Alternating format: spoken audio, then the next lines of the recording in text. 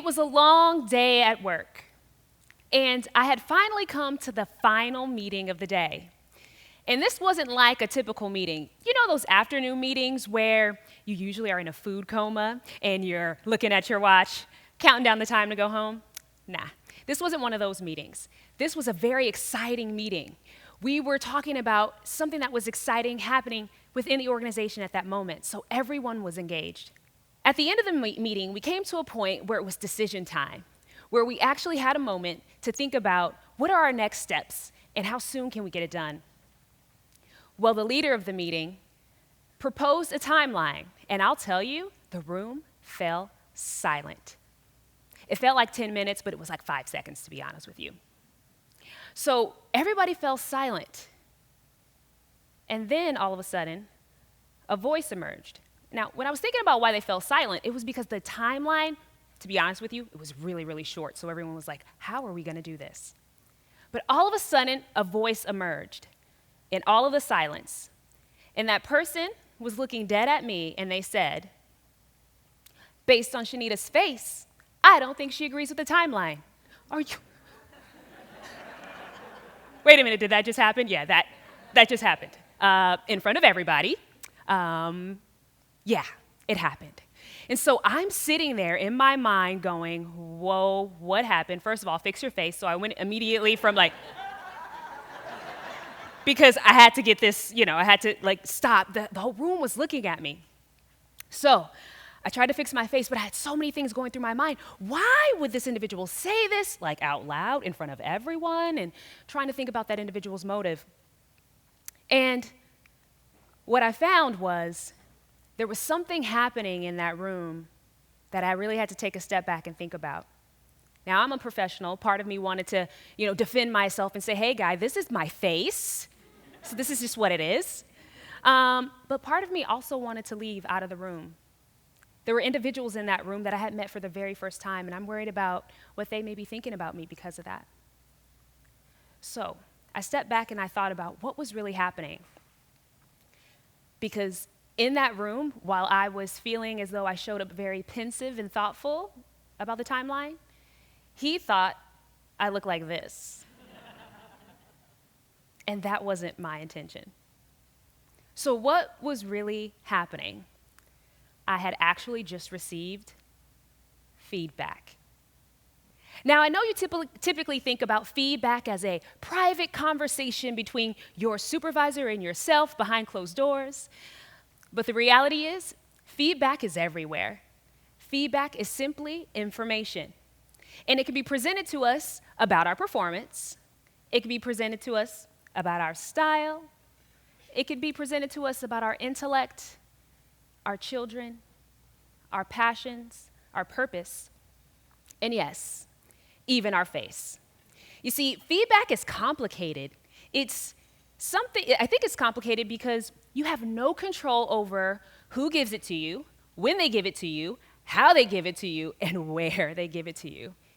We just have to be prepared to handle it when it comes. But you see, that's where lies the problem. I actually think we've been spending too much time focusing on one area of feedback and not flexing our muscles in another. When it comes to feedback, we've been primarily focused on our preparation around receiving feedback. How do you remain calm, cool, and collected when someone's telling you that you're not meeting expectations and you're not meeting, their goal? How do you do that? So there's a lot of research, and there's been a lot of books and studies and training workshops, I've even facilitated some of them, on how do you receive feedback. So we've learned over time to nod, smile, and say, thank you for your feedback, right? Say it with me. Thank you for your feedback. We've all said it, but were you really thankful for it, right? So we've done a really good job of doing that in the moment. But there's a side of feedback that I fear has been overlooked. Have you really thought about what happens when you receive the feedback, they leave, and you're sitting there alone with just your thoughts and theirs? There's an experience that happens around feedback that we don't talk about. What are you saying to yourself after that door closes? Are you saying to yourself, I'm not good enough? Are you now saying to yourself, I'm not valuable? That's the part of feedback we need to focus on. Because receiving feedback is all about what they say to you, but processing feedback is about what you say to yourself. We cannot simply focus on the act of receiving feedback. It's time that we talk about processing it effectively. I actually conducted a survey, put a survey out, and 70% of the respondents said that they had either felt sad or had cried after they had received feedback. And I think we can all relate to that.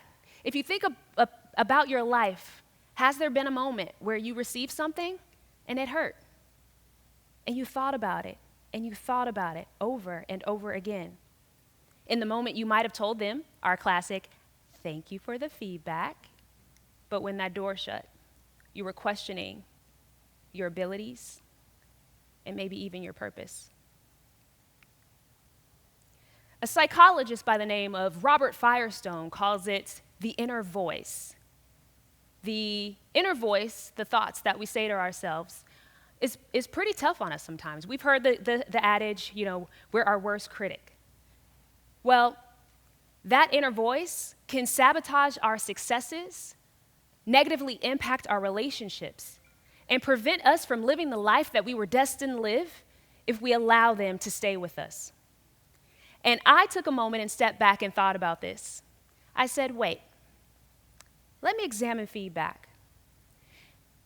When I thought about the pain that I experienced with feedback, it was only 20% of what they said to me, but was 80% of what I said to myself.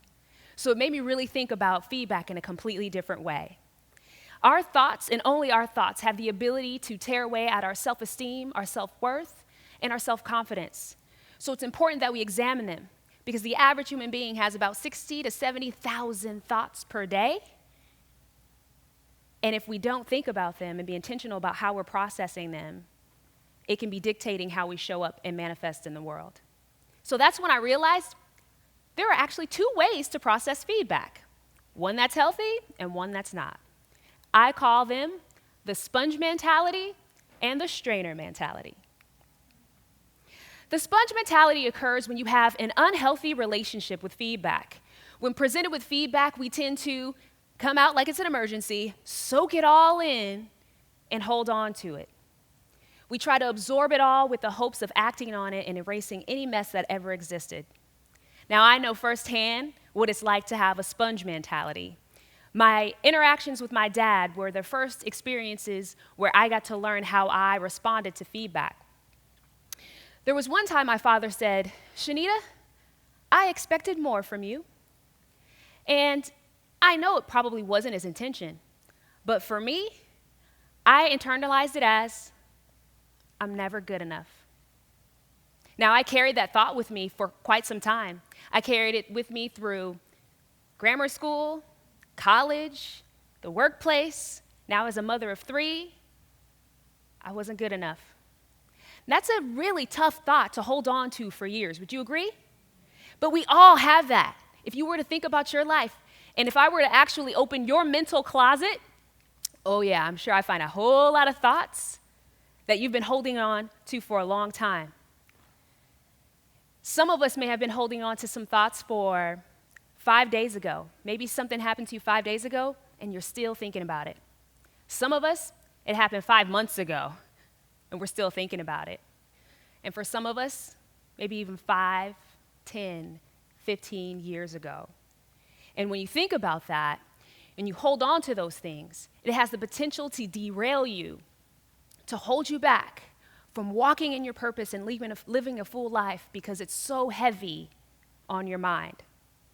So as a sponge, you can only hold on to so much, if you think about it, until you become oversaturated. Have you ever felt oversaturated before, where you just had so much feedback, you felt really, really heavy? And then at that point, you become ineffective, And as a result, if you think about a sponge, over time, they begin to erode. So I knew that being a sponge was not the way to go. So thank goodness there's an alternative. I've been thinking about the strainer. After 30 years of being a sponge personally, I knew I needed a healthier way to process feedback. So I had to adopt what I call the strainer mentality, which is a more intentional approach to feedback. This quote really sums up the essence of the strainer mentality. It says, mistakes should be examined, learned from, and discarded, not dwelled upon and stored. So how have we been getting this wrong this whole time? We've been holding on to them, forcing ourselves to remember the mistakes we've made.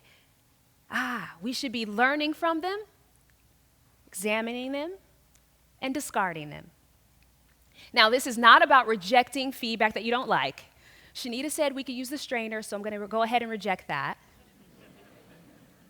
But no, it's about an intentional approach and being really thoughtful and examining a strainer. Everything can go in, but everything doesn't get to stay. So one day I found myself in a moment where I was really overwhelmed. I had felt this heaviness to the point where, have your eyes ever started to well up where you feel like, what is going on? Well, when I thought about it, it was because I had so many feedback sources. I had my wonderful husband, my beautiful 3 children, my team members, my peers, my teachers, my family, my friends, even strangers on the road. You guys all probably got feedback this morning.